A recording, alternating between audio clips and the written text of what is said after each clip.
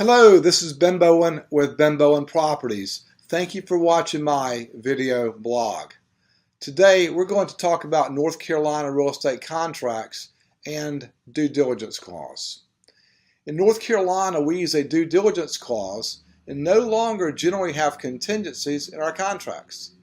It used to be that the purchase of a home here was contingent upon inspections and appraisal, the buyer obtaining financing, etc., but not anymore. The buyer must do their due diligence during the due diligence period and determine if they are both able and willing to move forward with the purchase of the home during this period. The due diligence fee and the due diligence time frame are both always negotiable.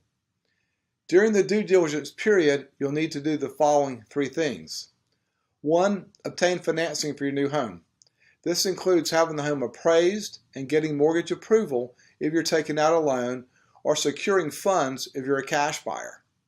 Step 2 is have the home inspected and agree upon repairs with the seller. Please keep in mind the seller is not obligated to repair all items on the home inspection report or any of the items for that matter. Repairs are totally negotiable between the buyer and seller. Step 3 is other. Get any other approvals you might need.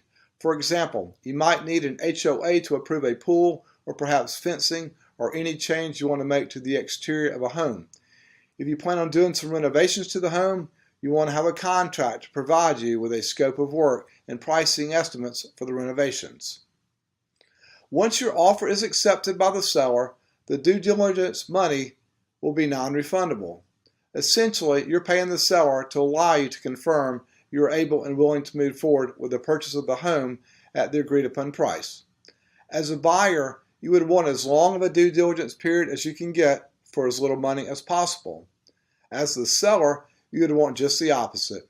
You'd want as short of a due diligence period as you can get and as much money as possible. The earnest money becomes non-refundable after due diligence ends.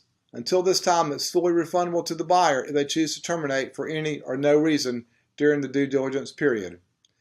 After due diligence ends, both the buyer and seller can then truly begin the moving process. Now it's time for your final walkthrough before closing. This is done for the following 4 reasons. 1. Make sure the home is in the same condition as when you last saw it. 2. Make sure the seller has left everything they were supposed to have left in the home. 3. Make sure the seller removed everything they should have taken with them. And 4. Make sure all repairs have been completed by the seller. This is Ben Bowen with Ben Bowen Properties. Thank you for watching my video blog. For more information, you can contact me at the information below. And oh, by the way, I'm never too busy for your referrals.